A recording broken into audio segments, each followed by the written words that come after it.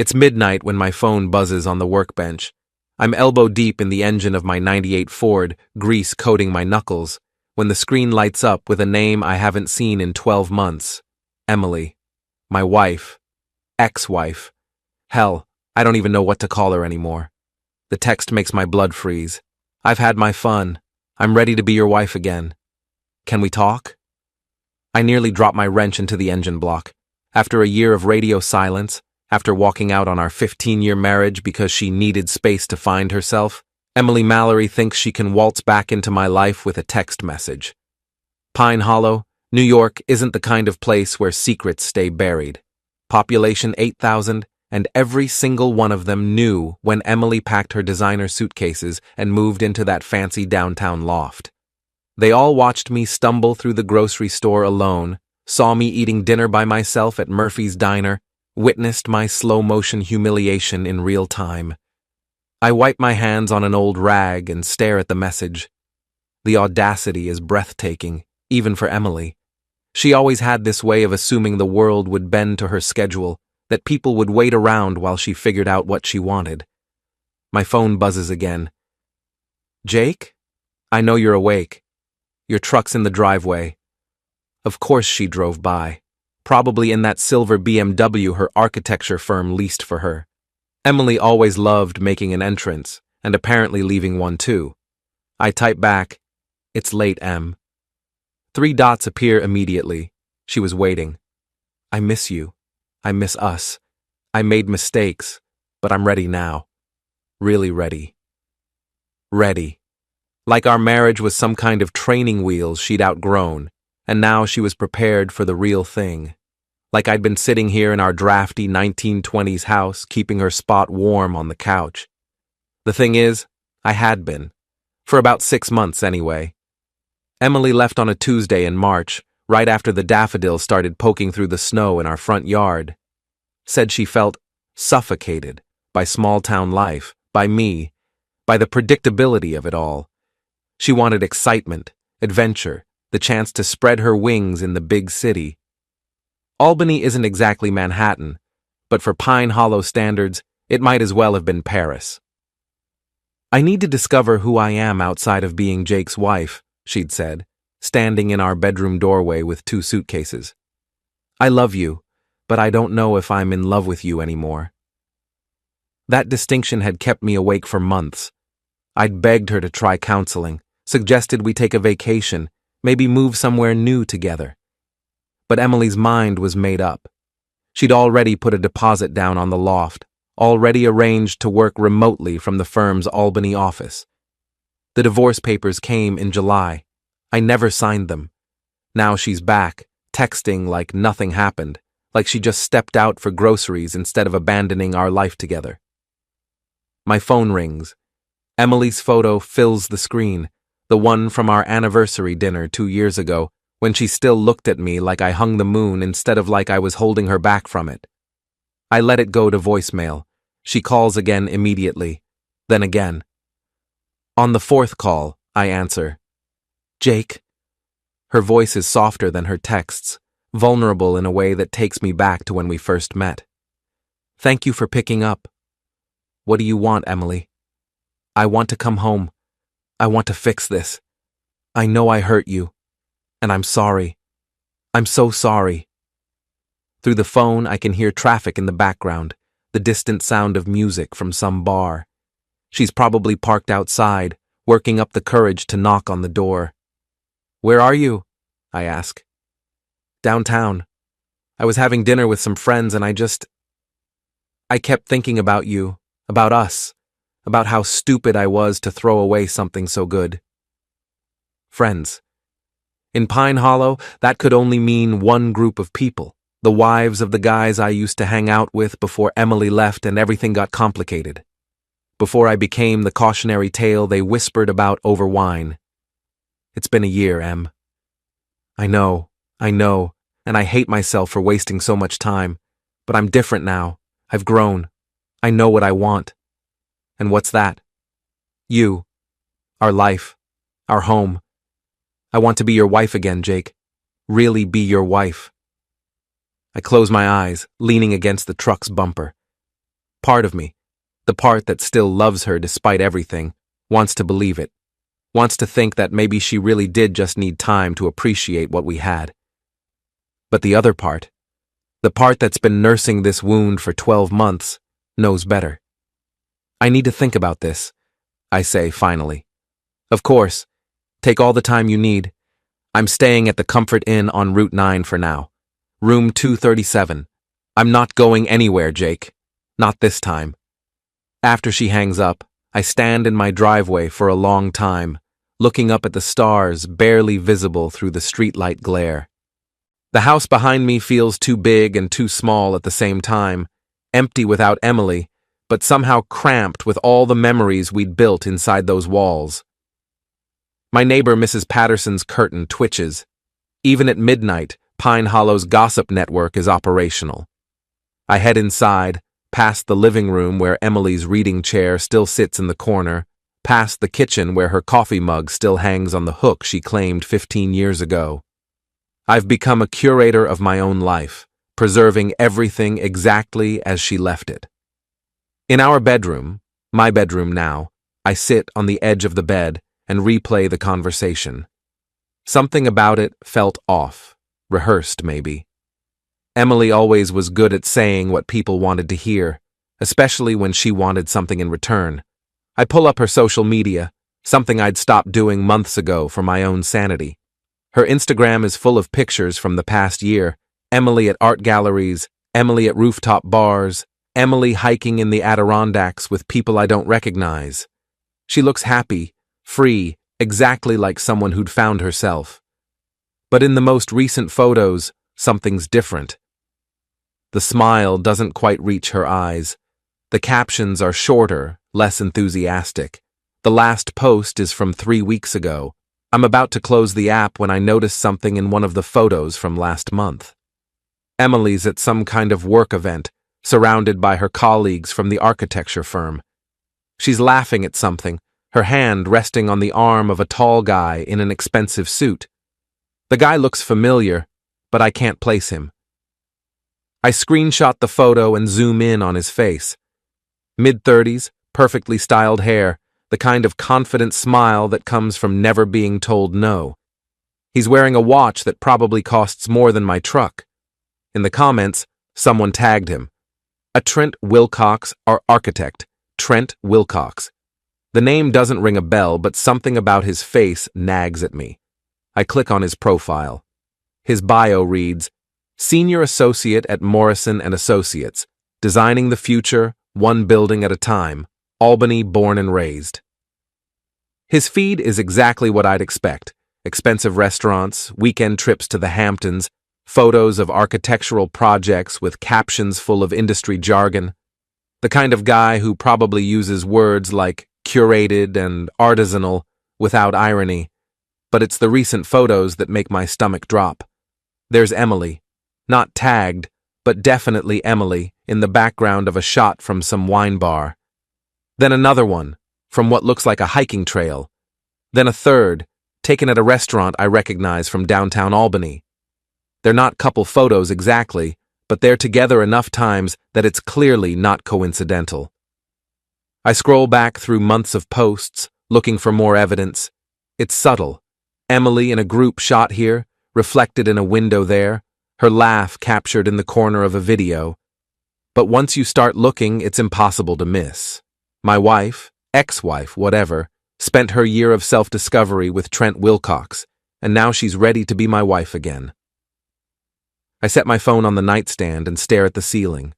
The house creaks around me, settling into itself the way old houses do. Somewhere in the walls, a mouse skitters across the insulation. Normal sounds that I've learned to find comforting in the long, quiet months since Emily left.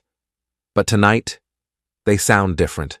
Tonight, they sound like the prelude to something ending. I wake up at 6, same as always. The text from Emily sits on my phone like a piece of unexploded ordnance, and for a moment, I wonder if I dreamed the whole thing. But there it is. I've had my fun. I'm ready to be your wife again. The phrasing bothers me more in the daylight. Had her fun. Like our marriage was the responsible choice after a year of spring break. I make coffee in the kitchen Emily renovated 3 years ago, back when she still cared about our house, our life together. She'd spent weeks picking out the perfect subway tile, the exact shade of blue for the cabinets. Now it just feels like a museum exhibit. Marriage, circa 2020-2023. My phone buzzes with a text from my business partner, Danny. Heard Emily's back in town. You okay? Pine Hollow's information network is faster than the internet. Mrs. Patterson probably had the whole story posted on the neighborhood Facebook group before I'd even gone to bed. I text back, fine, just rumors. But I'm not fine, and it's not just rumors. I shower and dress for work. Mallory Construction has a kitchen renovation starting today on the other side of town. Physical work has been my salvation this past year. Something concrete and fixable when everything else in my life felt broken beyond repair. As I'm loading tools into my truck, a silver BMW turns onto my street. Emily. She parks across from my driveway and sits there for a moment, checking her reflection in the rearview mirror.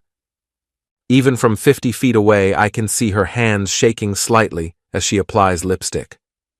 When she gets out of the car, I'm struck by how different she looks. Not bad different. Emily could never look bad. But polished in a way that feels foreign. Her hair is shorter, styled in one of those deliberately messy cuts that probably costs more than I spend on groceries in a month.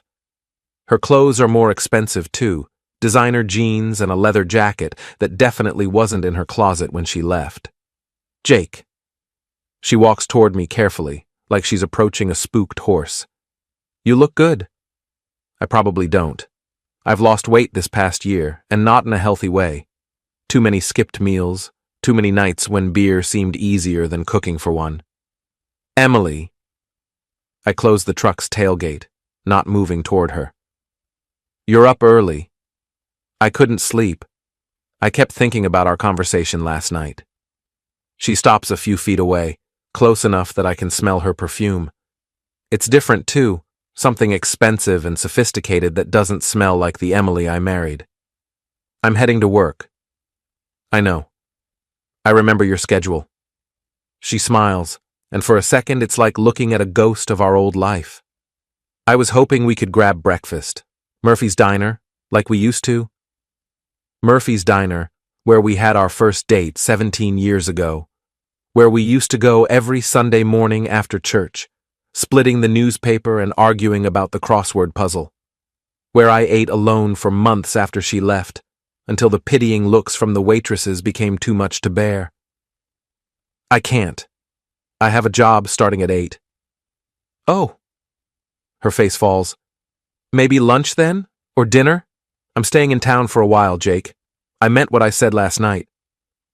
About having your fun? She flinches. That came out wrong. I didn't mean it like that. How did you mean it? Emily looks down at her hands, twisting the wedding ring that somehow found its way back onto her finger. I meant that I was confused. I thought I needed something else, something more exciting. But I was wrong. I was so wrong. What changed? I did. I realized that excitement isn't the same as happiness, that freedom isn't the same as fulfillment. She looks up at me, and her eyes are bright with unshed tears. I realized that I already had everything I needed, and I threw it away because I was too stupid to see it. It's a good speech, probably one she's been practicing. I really do have to go to work, I say, opening my truck door. Jake, wait. She steps closer. I know this is sudden. I know I have no right to expect anything from you, but please just think about it. Think about us. About giving me a chance to make this right. I get in the truck and start the engine. Through the windshield, I watch Emily step back onto the sidewalk, her perfect composure finally cracking a little. As I drive away, I see her in my rearview mirror, standing alone in front of the house we used to share. The job site is a welcome distraction. Mrs. Chen wants her kitchen updated, new cabinets, new countertops, new appliances, the kind of complete overhaul that takes weeks and requires complete focus. Danny's already there when I arrive, measuring cabinet spaces with the meticulous care that makes him a good partner. So, he says without looking up from his tape measure, want to talk about it? Danny Rodriguez has been my business partner for 8 years and my friend for longer than that. He was my best man at my wedding, Sophie's godfather, the guy who showed up with beer and pizza every Friday night for the first 2 months after Emily left. Nothing to talk about. Uh-huh. He writes down a measurement and moves to the next cabinet. That's why you look like you've been hit by a truck. I start removing cabinet doors, stacking them carefully against the wall. Physical work, methodical and predictable. She wants to get back together. And I don't know what to think. Danny sets down his tape measure and looks at me. Jake, you're my friend, so I'm going to be honest with you. Emily left you. She walked out on 15 years of marriage because she was bored. She put you through hell, made you the talk of the whole town, and now she shows up after a year expecting you to take her back? People change. Do they? Or do they just get tired of their new toy? I don't answer, but Danny's words hit closer to home than I want to admit. We work in relative silence for the next few hours, the familiar rhythm of demolition providing a soundtrack to my churning thoughts.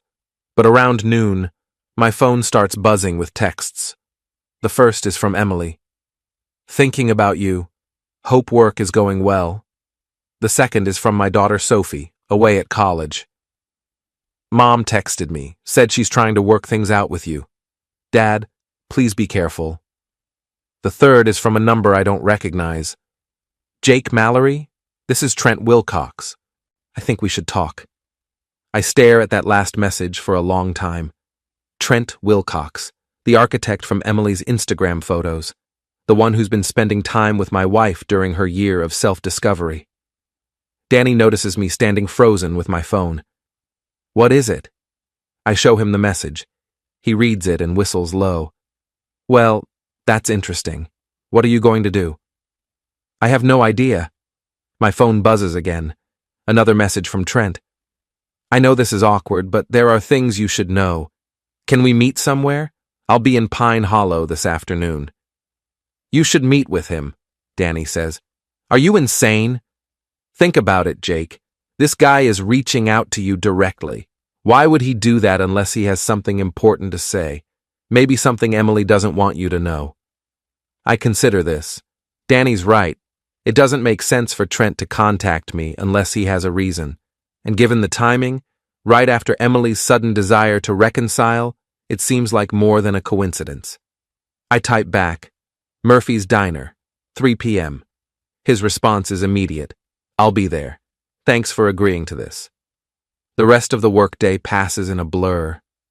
I go through the motions of demolition, but my mind is elsewhere, trying to imagine what Trent Wilcox could possibly want to tell me.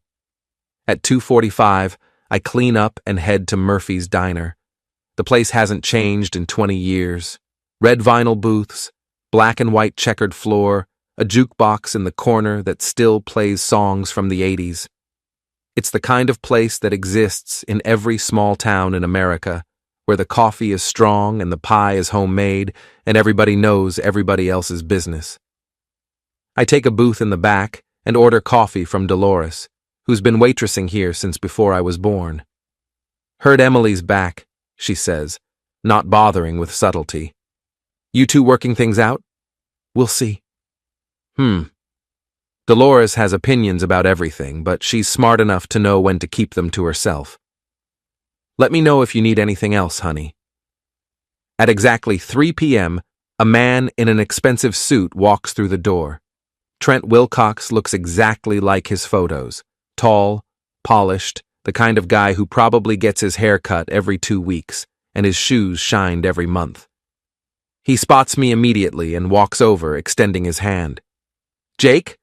I'm Trent. Thanks for meeting me. His handshake is firm but not aggressive. Up close, he looks tired, like he hasn't been sleeping well. What do you want? I ask as he slides into the booth across from me. I want to tell you the truth about Emily, about what really happened this past year. Dolores appears with another cup of coffee. eyeing Trent with the suspicion small-town people reserve for obvious outsiders. "I assume you know who I am," Trent says once we're alone. "I figured it out." He nods. "Emily and I work together. It's complicated." Seems like everything about Emily is complicated these days. Trent actually smiles at that. "You're not wrong." He takes a sip of coffee and makes a face. Apparently Murphy's brew doesn't meet his standards. "Look, I'm going to be direct because I think you deserve that. Emily and I were involved, romantically, for about 8 months. Even though I'd suspected it, hearing it confirmed hits like a punch to the gut. It ended 3 weeks ago. She broke it off, said she needed to figure out what she really wanted. 2 days later, she put in for a transfer back to the Pine Hollow area. Yesterday, she told me she was going back to her husband. Why are you telling me this?" Trent leans forward, his expression serious. "Because Emily isn't being honest with you, or with herself. She didn't leave you because she needed to find herself. She left because she was having an affair with our boss, Marcus Webb." The diner suddenly feels too small, too warm. "What?" "Marcus is married, kids. The whole thing. When his wife found out about Emily, she threatened to go public, destroy his career, their family. So Marcus ended it and transferred Emily to Albany to get her away from his wife." I stare at Trent, trying to process what he's telling me. "So you were what? The rebound?" "I guess. Emily was hurt, angry, looking for someone to make her feel better about herself. I was convenient." He shrugs. "I'm not proud of it, but there it is." "And now?" "Now Marcus's wife filed for divorce anyway. It's going to be messy, public. Emily's name is going to come out, and when it does, her career in Albany is over. She needs somewhere to run, and apparently that somewhere is back to you." I sit back in the booth, my head spinning. This is so much worse than I'd imagined. Emily didn't leave me for another man. She left me because she got caught with another man, then spent a year with a second man, and now she's running back to me because her house of cards is falling down. "Why should I believe you?" I ask. Trent pulls out his phone and scrolls through his messages. He turns it toward me, showing a text conversation with Emily from 2 days ago. "Emily, I can't do this anymore. I'm going back to Jake." Trent, "Em, you're making a mistake. You don't love him." Emily, "Love doesn't matter. I need stability. I need someone who won't abandon me when things get complicated." Trent, "That's not fair to him." Emily, "Jake will take me back. He always does." I read the messages twice, my chest tightening with each word. "There's more," Trent says, taking back his phone. "But I think you get the picture. Why are you showing me this? What's in it for you?" For the first time since he sat down, Trent looks uncomfortable. "Honestly, I'm angry. Emily used me, and now she's planning to use you. I thought you should know what you're getting into. Or you're trying to sabotage her because she left you." "Maybe a little of both," he admits, "but that doesn't make it less true." We sit in silence for a moment, the weight of this new information settling between us. "What are you going to do?" Trent asks. "I don't know. For what it's worth, I don't think Emily is a bad person. I think she's scared and making bad choices because of it. But you deserve better than being someone's safety net." Trent stands up and drops a 20 on the table. "I'm sorry to be the bearer of bad news, but I thought you should know what you're really dealing with." After he leaves, I sit in the booth for another hour, drinking coffee and trying to make sense of everything I've learned. Emily didn't leave me because she was unhappy with our marriage. She left because she got caught cheating and needed an escape route. She spent a year with Trent, not because she was finding herself, but because she was running from the consequences of her actions. And now, with her Albany life falling apart, she's back, ready to be my wife again. The worst part is Trent's probably right. I would take her back. Despite everything, despite the lies and the betrayal and the humiliation, part of me still loves the woman I married 15 years ago. but that woman might not exist anymore. My phone buzzes with a text from Emily. How was your day? I've been thinking about us, about all the good times we had. I miss those days, Jake. I miss being happy with you. I stare at the message for a long time before typing back. We need to talk. Tonight. 7 o'clock, our house. Her response comes immediately. Yes. Thank you for giving me a chance. I love you. I don't text back. Emily arrives at exactly 7 o'clock, carrying a bottle of wine and wearing the blue dress I bought her for our anniversary 2 years ago. She's trying to recreate something, some memory of better times, but it feels like watching an actress play a role she's forgotten how to perform. I brought your favorite, she says, holding up the bottle. That Pinot Noir from the place in Napa we visited. We never went to Napa together. That was something she did with Trent, probably, or maybe Marcus Webb. But I don't correct her. Come in. She walks through our front door like she's visiting a museum of her former life, touching surfaces, straightening picture frames, reacquainting herself with spaces she once knew by heart. The house looks good, she says.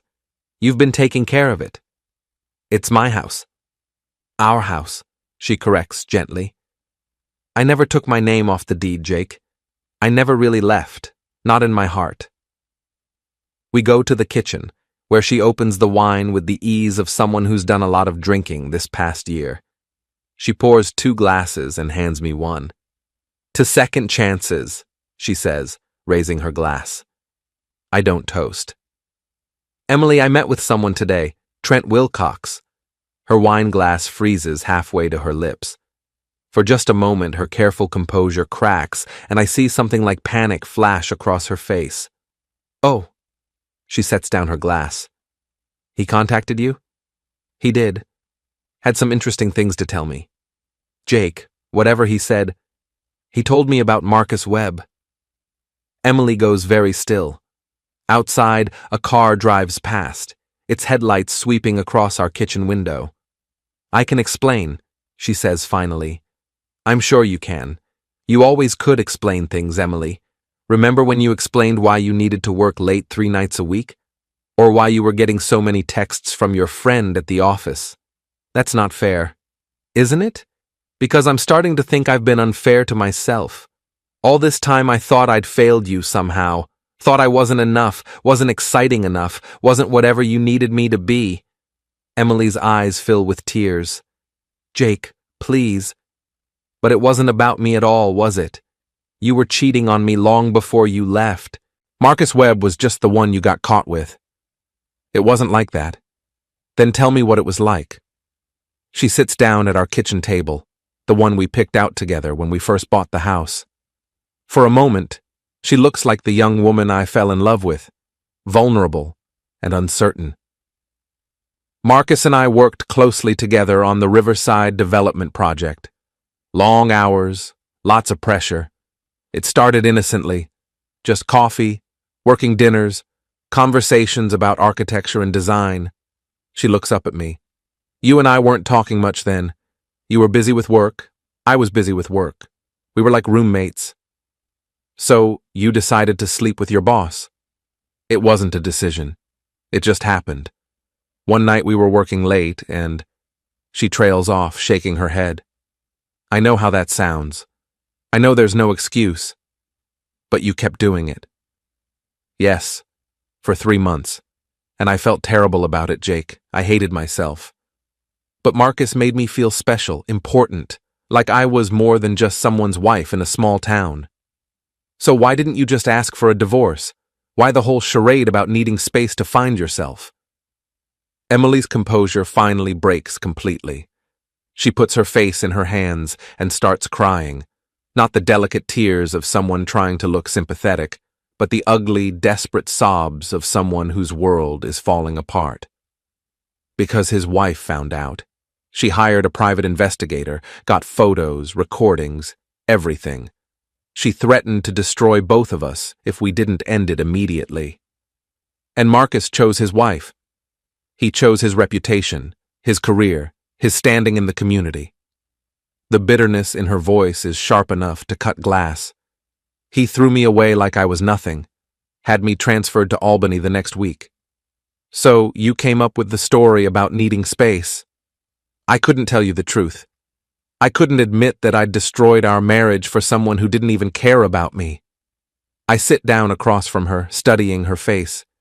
Even now, even in the middle of this confession, she's managing her image. The tears are real, but they're calculated too. What about Trent? Trent was... She wipes her eyes. I was lonely, hurt. He was kind to me when I needed someone to be kind. For 8 months. Yes. And now you're ready to be my wife again. Emily reaches across the table for my hand. Jake, I know I've made terrible mistakes. I know I've hurt you in ways I can never fully repair. But I've learned from this. I've grown. I know what I want now, and what I want is you. Us. Our life together. Because Marcus's scandal is about to go public and your career in Albany is over. She jerks her hand back like I've slapped her. That's not why. Isn't it? Trent showed me your text messages, Emily. You told him love doesn't matter, that you need stability, that I'll take you back because I always do. I was angry when I wrote that. I didn't mean it. Which part didn't you mean? The part about not loving me, or the part about me being pathetic enough to take you back? Emily stands up abruptly, pacing to the window.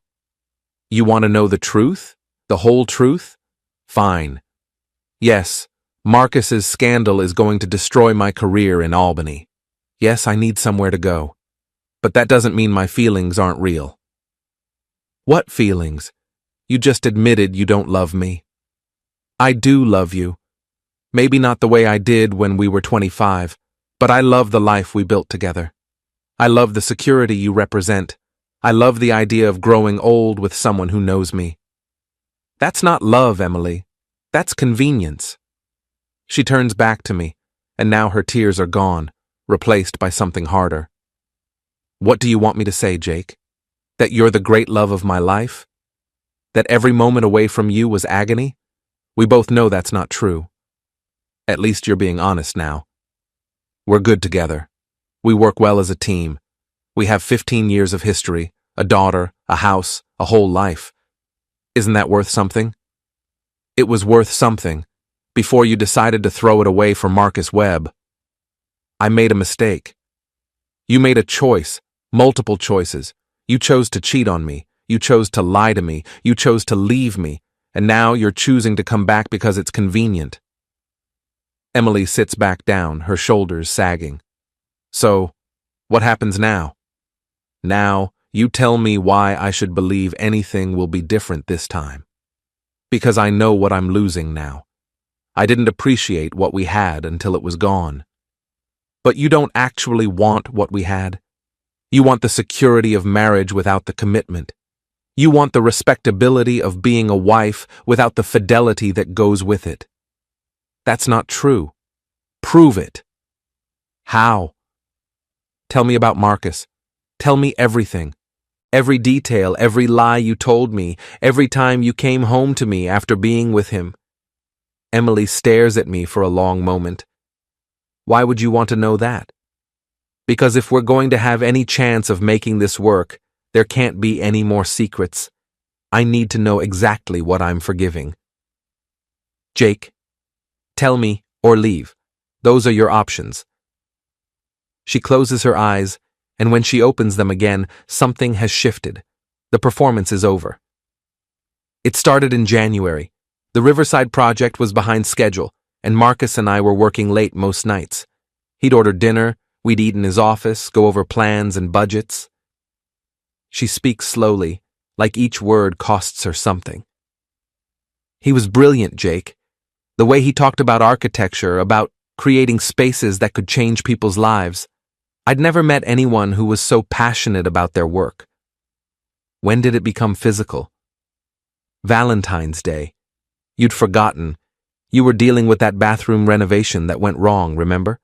Marcus sent me flowers at the office. Red roses. No one had ever sent me flowers at work before. I remember that bathroom renovation. The client's upstairs neighbor had a pipe burst, flooded the whole project. I'd spent 3 days dealing with insurance companies and water damage, came home exhausted and distracted. We worked late that night too, had Chinese takeout in his office. He opened a bottle of champagne, said we were celebrating the progress on Riverside. Emily's voice gets quieter. One thing led to another. Where? In his office, on the couch he kept for client meetings. And then you came home to me.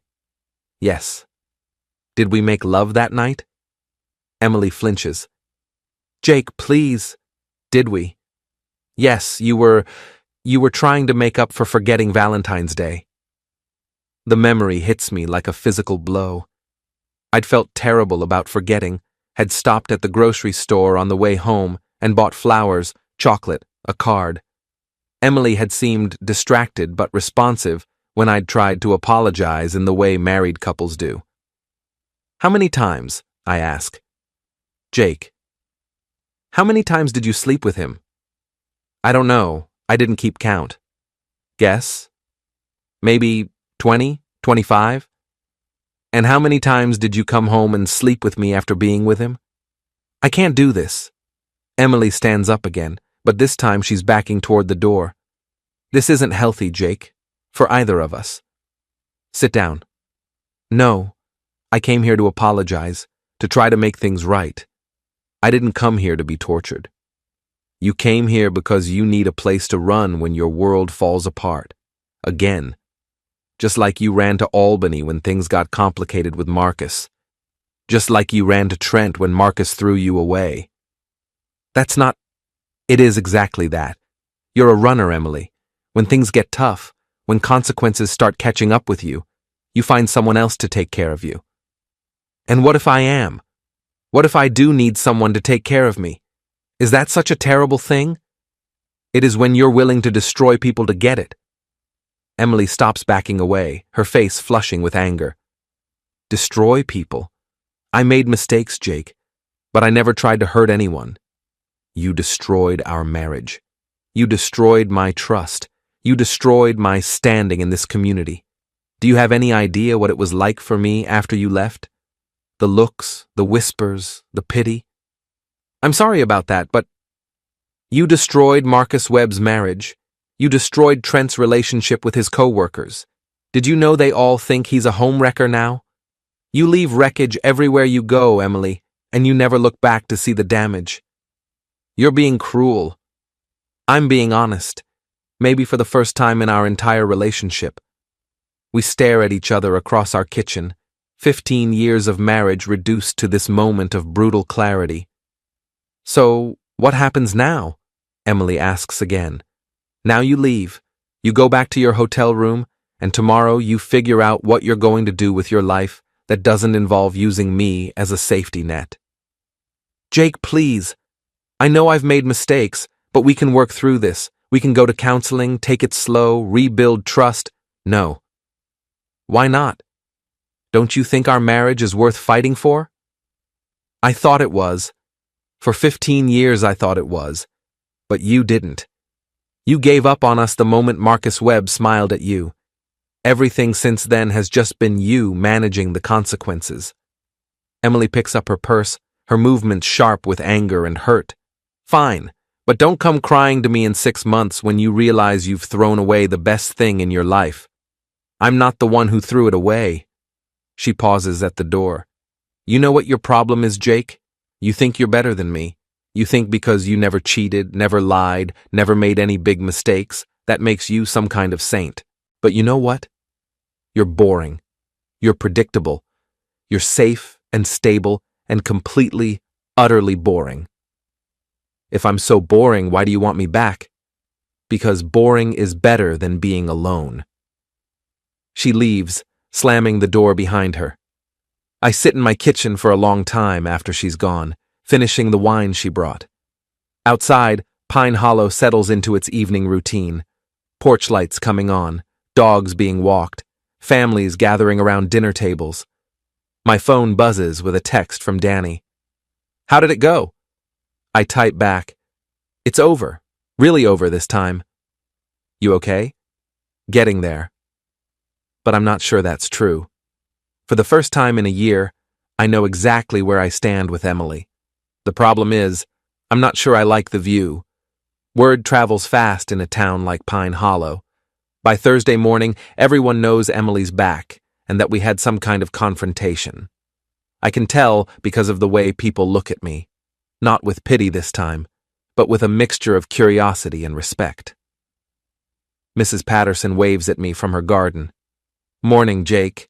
Heard you sent that wife of yours packing. Morning, Mrs. Patterson. Good for you. Woman like that, she made her bed. Let her lie in it. At the hardware store, Bill Henderson claps me on the shoulder. Heard Emily tried to come crawling back. Smart man, not taking her back. Word travels fast. Small town. Bill rings up my purchase. Screws for the Chen kitchen. For what it's worth, I never understood what she was thinking, leaving a good man like you. The attention makes me uncomfortable, but I understand it. In Pine Hollow, marriage means something. Divorce happens, but it's usually for good reasons. Abuse, addiction, abandonment. Emily's reasons had never made sense to people here. Now, they do. I'm loading my truck when my phone rings. Emily. We need to talk, she says without preamble. No, we don't. Yes, we do. There are things we need to figure out. The house, our finances, Sophie. Sophie's an adult. She can have a relationship with both of us without us being together. Jake, please. I'm staying at the Comfort Inn, and I can't afford to stay here much longer. I need to know what we're doing. We aren't doing anything. You're figuring out your life, and I'm getting on with mine. So that's it? 15 years of marriage, and you're just going to throw it away? I didn't throw it away, Emily. You did. Last night you made it very clear that you don't love me. You just need me. That's not enough anymore. There's a long pause. What if I said I was wrong? What if I said I do love you? Then I'd say you're lying, to me and to yourself. Jake. I hang up. The workday passes quickly. Danny and I finish the Chen demolition and start measuring for the new cabinets. It's satisfying work, taking something old and worn and making it new again. Around lunch, Danny brings up the subject I've been avoiding. So what's your plan now? With Emily, I mean. There is no plan. She goes back to Albany, I stay here. We file for divorce. And if she doesn't go back to Albany? I hadn't considered that possibility.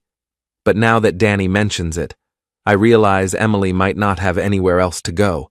If Trent was right about Marcus Webb's scandal destroying her career, she might be stuck here. That's her problem to figure out. Jake, I've known you for a long time. You're not a cruel person. If Emily's really got nowhere to go. She made her choices, Danny. I can't keep rescuing her from the consequences. But his words stick with me for the rest of the day. That evening, I'm grilling a burger on my back porch when Sophie calls. Dad, I talked to Mom today. How are you doing, sweetheart? I'm okay. Worried about you guys. Mom said you two had a fight. Sophie's 20, a junior at SUNY Albany studying psychology. She's smart, perceptive, and she's been caught in the middle of her parents' mess for too long. We had a conversation, a long overdue one. She's really upset, Dad. She said you won't even consider counseling. Sophie, there are things about your mother's behavior that you don't know. Things I hope you never have to know. Like what? I pause, considering how much to tell her. Sophie deserves honesty, but she also deserves to have a relationship with her mother that isn't poisoned by the details of Emily's affairs. Like the fact that she didn't leave our marriage to find herself. She left because she was having an affair and got caught. Silence on the other end of the line. Sophie? I knew. Her voice is small. I suspected. Some of the things she said, the way she talked about work. I'm not stupid, Dad. I'm sorry you had to figure that out on your own. Is that why you won't take her back? Because she cheated? It's more complicated than that.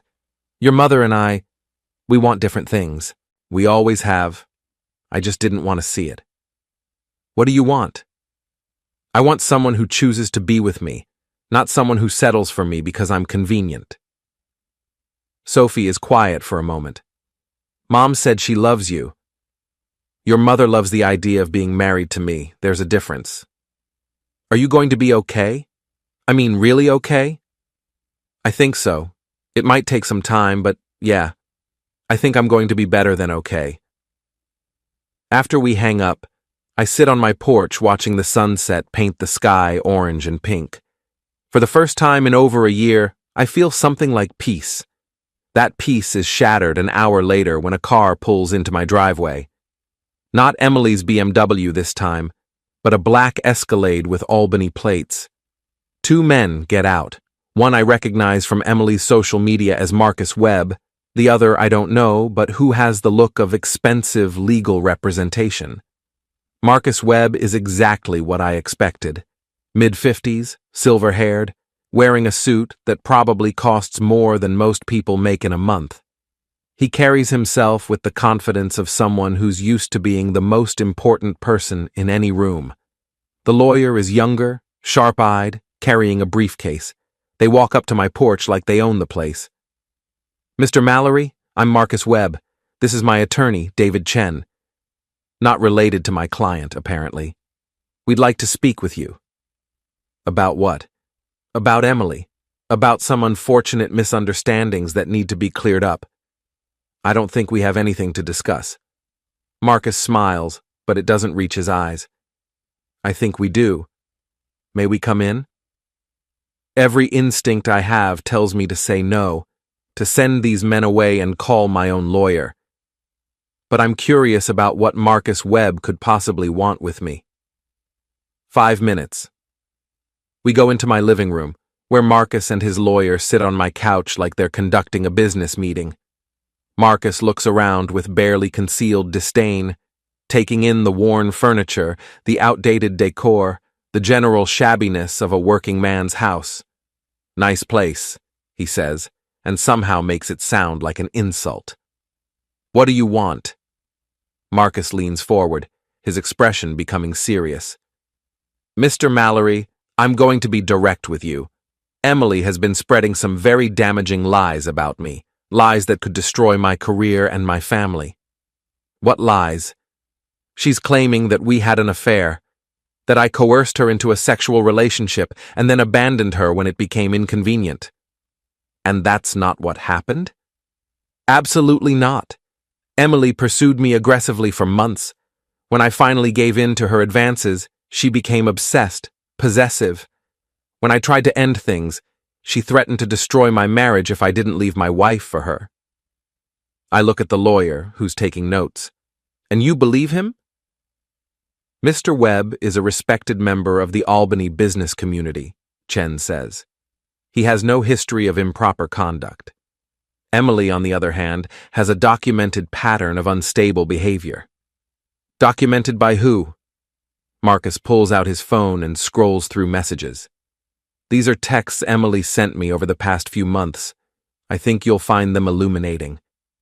He hands me the phone. The messages are from Emily, but they paint a very different picture than the one she gave me. In these texts, she's pleading with Marcus to leave his wife, threatening to expose their affair if he doesn't, promising to do anything to win him back. She's been harassing me for months, Marcus says. Showing up at my office, calling my house, following my wife to the grocery store. Why are you showing me this? Because Emily is about to make these lies public. She's contacted several news outlets, claiming to be a victim of workplace sexual harassment. When that story breaks, it's going to destroy everything I've built. So? Marcus's polite facade slips a little. So I need you to help me stop her. How? By getting her to sign this. Chen opens his briefcase and pulls out a legal document. A non-disclosure agreement. She agrees to stop making false statements about Mr. Webb, and in return she receives a generous financial settlement. I scan the document. It's offering Emily $50,000 to keep quiet about her relationship with Marcus. And if she doesn't sign? Then we'll be forced to take legal action. Defamation, harassment, intentional infliction of emotional distress. Emily doesn't have the resources to fight us in court. What makes you think I have any influence over what Emily does? Marcus smiles again, and this time it's genuinely unpleasant. Because despite everything she's put you through, you still care about her. And because you're a decent man who doesn't want to see the mother of his child destroyed. Even if she deserves it? That's not for me to judge. I just want this situation resolved quietly, with minimal damage to everyone involved. I set the document on my coffee table. I'll think about it. Time is a factor here, Mr. Mallory. Emily has scheduled interviews with reporters for this weekend. If she goes through with them, then you'll sue her. The rain had eased to a fine mist by the time I left Murphy's, but the chill clung to my skin like regret. Emily's silhouette had vanished down the block, her steps quick and uncertain, as if she half expected someone to call her back and revoke the fragile hope I'd just handed her. I drove home slowly, windows cracked, letting the wet night air dilute the smell of diner grease and coffee that still clung to my jacket. Inside my apartment, the silence felt heavier than usual. I didn't turn on lights, just dropped my keys on the counter and sank onto the couch. The NDA sat on the coffee table where I'd left it, its crisp edges mocking me under the glow of the street lamp filtering through the blinds. 50,000. A number that sounded generous until you considered what it bought. Emily's future silence, Marcus Webb's continued impunity, and my own complicity if I pushed her toward it. I pulled out my phone and scrolled through our text thread. Her messages from the past week were a timeline of unraveling. Short at first, then frantic, then apologetic. The last one before tonight, a crying emoji followed by, "I just want this to stop hurting." I'd left it on read for 12 hours. Now I typed nothing. There was nothing left to say until she decided. Sleep didn't come easily. I lay awake replaying the diner conversation, parsing every micro-expression on her face, the flicker of hope when I mentioned the lawyer, the quick tightening of her mouth when I said, war. She wasn't naive. She knew the cost. But knowing and accepting are different animals. Morning arrived gray and damp. I made coffee, black and bitter, and opened my laptop to the encrypted folder I'd started naming Web File. Inside, screenshots of Emily's old performance reviews, stellar until 6 months ago, anonymous Glassdoor posts naming Marcus as intimidating and favoritism-heavy, a leaked internal memo from 2 years prior about appropriate workplace boundaries that read like damage control. Nothing conclusive on its own, but together they painted a picture of a man who operated in gray areas and relied on fear to keep them gray. By noon, Lila Torres had emailed a draft rejection letter, 3 pages of polite surgical language that dismantled the NDA clause by clause. Coercive intent, retaliatory motive, public policy violation. She attached a list of next steps: file with the EEOC within 180 days, preserve all communications, consider a civil suit for emotional distress and lost wages. At the bottom, in bold, do not sign anything without counsel present. I forwarded it to Emily with a single line. Read when you're ready, no pressure, call if you want to talk it through. Her reply came 40 minutes later. Printing it now, this is a lot, but thank you. The afternoon passed in a blur of client calls and half-hearted emails. My mind kept drifting back to Marcus Webb. I'd never met him, only seen the polished headshots, silver hair, easy smile, the kind of face that sells venture capital and board seats. In one photo, he stood beside a podium at Davos, arms crossed, looking untouchable. Untouchable people stay that way by making sure no one dares touch them. Around 4, my phone rang. Unknown number, I answered cautiously. Mr. Riley, this is Chen again. His voice was smoother than last time, almost conciliatory. I wanted to follow up personally. Has Ms. Hargrove had time to review the agreement? She's reviewing it, I said flatly. Good. Time is short, but we're reasonable people. Perhaps we could sweeten the offer. 75,000 plus a neutral reference letter for her next role. Discreet, of course. I let the silence stretch. You think money fixes this? Money fixes most things, he replied without hesitation, especially when the alternative is unpleasant. Unpleasant how? Let's not play games. You know how these matters resolve. Reputations are fragile, careers more so. I pictured Emily's face in the diner, the way her shoulders had straightened when she talked about fighting. She's not signing. A pause. That's her choice, but choices have consequences, and consequences have witnesses. The line went dead. I stared at the phone, adrenaline prickling my scalp. Threat delivered, deniably. Classic. That evening, I met Emily at a small park 2 blocks from her apartment. Neutral ground, no diners, no rain. She was already there when I arrived, sitting on a bench under a dripping oak, thermos in hand. She looked exhausted but composed, hair in a loose braid, dark circles under her eyes that no concealer could hide. You okay? I asked, sitting beside her. No, but I'm here. She handed me the thermos. Chamomile. Figured we could use calm. I took a sip. Warm, floral, grounding. Torres sent the draft? Yeah, I read it twice. Then I cried for an hour. Then I got angry. She exhaled through her nose. 75 now, right? He called you? I nodded. Tried to bargain. She laughed, short and sharp. Of course he did. That's what he does. Negotiate until the other side breaks. So what's your decision? Emily stared at the path ahead, where a jogger pushed a stroller through puddles. I keep thinking about the girl who started at Webb 3 years ago. 25, fresh out of grad school, convinced hard work was enough. I was good, really good. And I let him make me feel like I owed him for noticing. Her voice cracked on the last word. Signing feels like telling that girl she was wrong to believe in herself. Then don't sign. It's not that easy. If I fight, I might lose everything. Apartment, savings, sanity, and he still walks away richer. Maybe, but he won't walk away clean, not if we do this right. She turned to me, eyes searching. Why are you still here, Jake? You could have ghosted after the first meltdown. Most people would. Because I know what it feels like to fold when you shouldn't, and because you're not the villain in your own story, no matter how hard he tries to rewrite it. She looked away, blinking rapidly. After a long moment, she spoke, voice steadier. I'm rejecting the NDA. Torres is filing the EEOC charge tomorrow, and I'm going public, anonymous at first, through a journalist Torres knows. If others come forward, we build from there. I felt something loosen in my chest. You're sure? No. But I'm done being sure about the wrong things.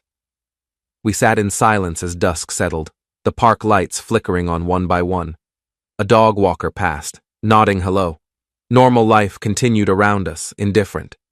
Emily stood first, brushing damp leaves from her coat. Walk me home? I did.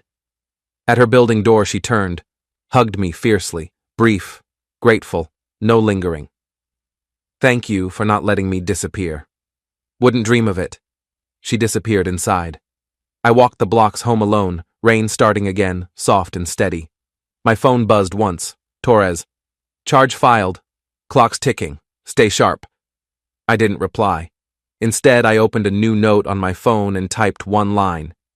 Day 1. She chose to fight. Then I locked the screen and kept walking, the city lights smearing in the wet like watercolor promises. For the first time in weeks, the future didn't feel like a trap.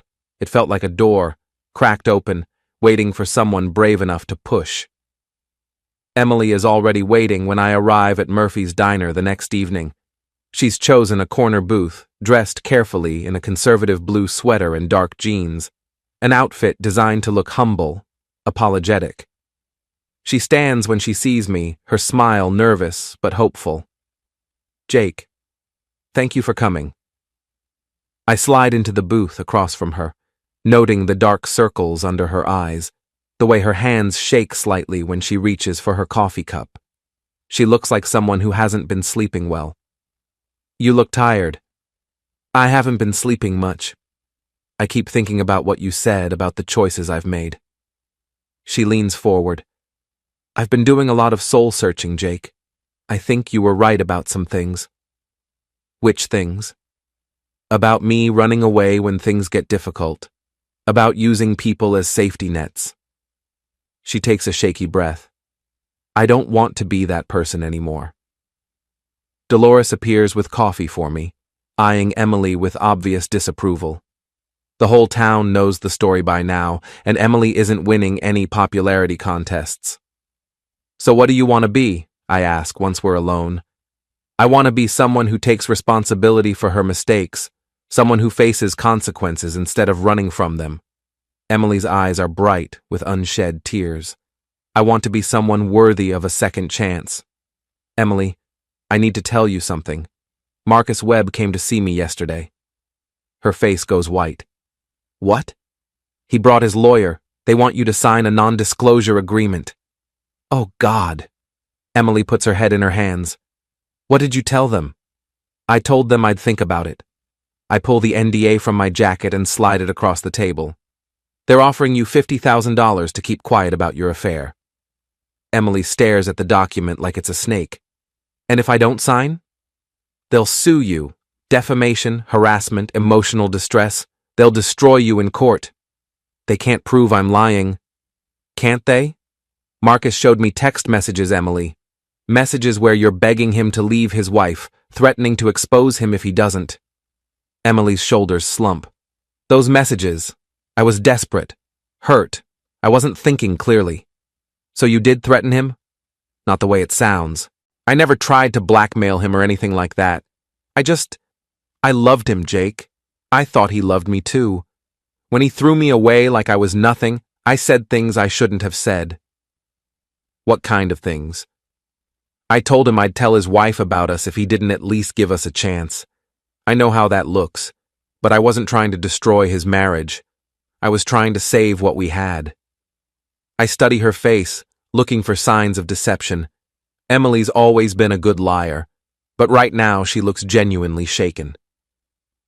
Marcus says you've been harassing him, following his wife, showing up at his office uninvited. I went to his office twice, Jake, and I never followed his wife anywhere. I ran into her at the grocery store once, completely by accident. Emily's voice rises slightly. He's making me sound like some kind of stalker. Are you planning to go to the media? Emily looks surprised. What? No. Why would I do that? Marcus seems to think you've scheduled interviews with reporters, that you're planning to accuse him of sexual harassment. That's insane. I never contacted any reporters. Emily shakes her head. Jake, I made mistakes, but I'm not trying to destroy Marcus. I just want to move on with my life. I believe her, which surprises me. Emily's many things, but she's not vindictive. She's selfish, impulsive, willing to hurt people to get what she wants, but she doesn't seek revenge. So, where does that leave us? I don't know. Marcus and his lawyer seemed pretty convinced you were going public. Maybe someone else is feeding them information, making them think I'm more of a threat than I actually am. Like who? I don't know. Someone who benefits from Marcus thinking I'm dangerous. We sit in silence for a moment, both lost in thought. What do you think I should do? Emily asks finally. About the NDA? That's your choice. I'm asking for your advice. Why would you want my advice? According to you, I'm boring and predictable. Emily winces. I was angry when I said that. I didn't mean it. Yes, you did. You meant every word. And you know what? You were right. I am boring and predictable. I go to work, I come home, I pay my bills, I mow my lawn. I don't have affairs with my boss or run off to find myself or create drama wherever I go.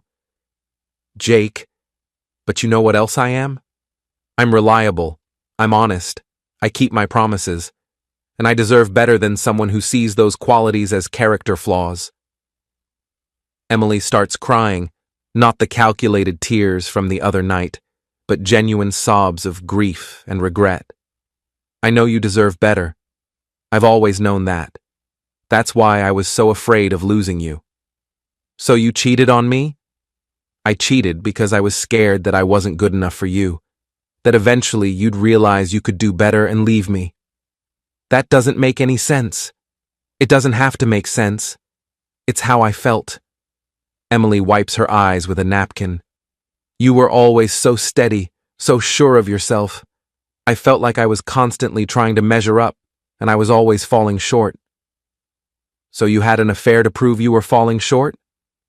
I had an affair because Marcus made me feel special, important, like I was worth pursuing. She looks up at me. You stopped pursuing me years ago, Jake. You loved me, but you took me for granted. I took you for granted because I thought we were solid. I thought we were a team. We were, but I needed to feel like you still wanted me, not just that you loved me out of habit. I consider this. There's probably some truth to it. After 15 years of marriage, I had gotten comfortable. I'd stopped trying to impress Emily, stopped working to win her affections. But that didn't excuse what she'd done. Even if that's true, it doesn't justify cheating. No, it doesn't. Nothing justifies that. Emily reaches across the table for my hand, and this time, I don't pull away. Jake, I know I've destroyed what we had. I know there's probably no going back. But I want you to know that leaving you was the biggest mistake of my life. Why? Because Marcus didn't work out?